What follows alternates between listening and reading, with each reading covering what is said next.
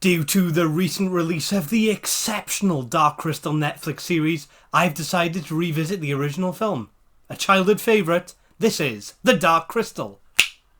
This 1982 motion picture was the passion project of the Muppet master himself, the late Jim Henson. A dark fantasy concerning the gradual destruction of a planet known as Thra, thanks to the damage done to the titular Dark Crystal. Tasked with finding the crystal's missing shard and restoring the dying world in accordance to a prophecy is Jen, a young Gelfling. Oh, sorry, I should explain what Gelflings are. Gelflings are the thing that Jen is. However, several obstacles await our young Gelfling, including the villainous, vulture-like Skeksis. Sorry, I should explain what the Skeksis are, shouldn't I? Skeksis are the villainous, vulture-like things that await Jen. You must be glad I clarified that. Due to the film's 37 years of existence, and perhaps due to the recent popularity of the Netflix series, which is just exceptional, audiences have been provided with the opportunity to acknowledge the film's issues. Many a webpage highlight the general belief that Jen is relatively useless. A belief that he does almost nothing to prove or disprove, mainly because he does almost nothing in general. Criticisms also exist regarding the slow pace of the film and the forced expository dialogue. And these characteristics are definitely evident in the film. And in my opinion, none of these traits even remotely tarnish this film's overarching excellence. All of these problems are either justified or overpowered by a much more evident strength. Jen being passive is totally logical in the context of this film. It's established he was raised by pacifistic, apathetic creatures. He's been provided with no combat training or basic resources. The fact he was even willing to embark on this journey despite his lack of preparation proves that he's at least determined and brave. He also manages to injure one of the Skeksis at one point. I've never been able to do that, and I've really tried. This problem is further remedied by the fact that Jen is eventually accompanied by the spirited Kira. Due to her resourcefulness and some ambiguous dialogue, it is highly possible that she is in fact the hero the prophecy of the film speaks of rather than Jen. The film's slow pace is arguably used productively, since it does allow viewers to familiarise with the complicated alien world and being regularly interspersed with moments of high energy, suspense or humour. Certain detractors have also exaggerated the expositional nature of the dialogue.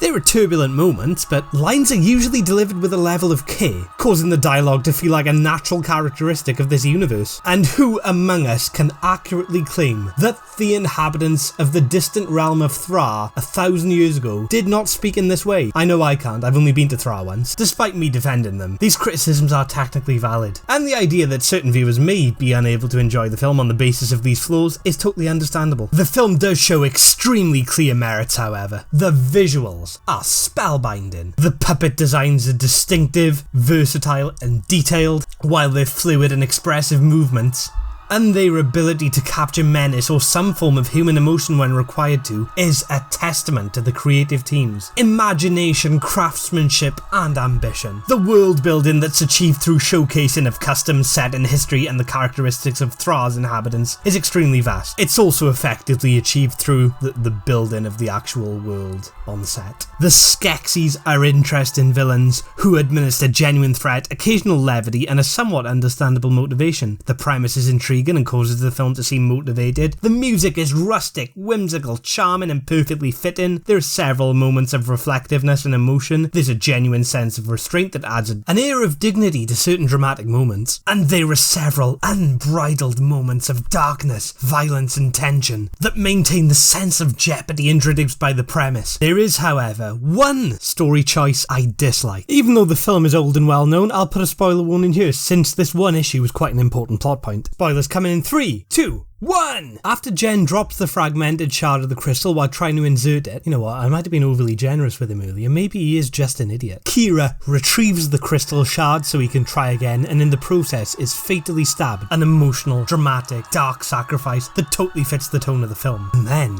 once the crystal is fully formed, she just comes back to life. Such a contrived, pandering, non-committal finale. But I am basically willing to forgive it, given this is the only time in the film where my enjoyment even suffered remotely.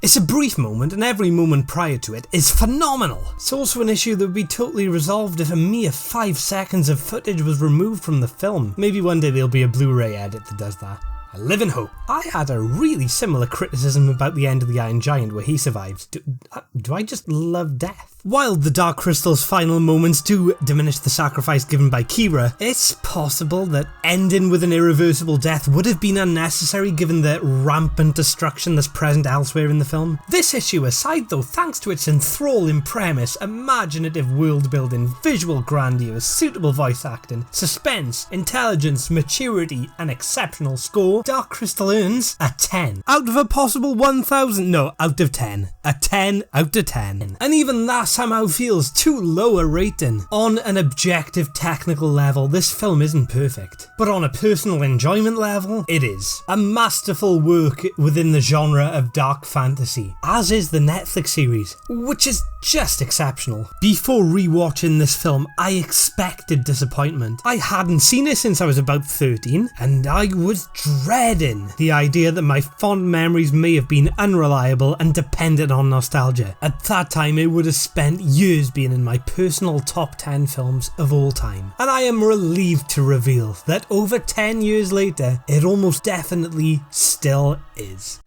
And so the tale has come to an end. If you have any suggestions for any future videos, then comment below.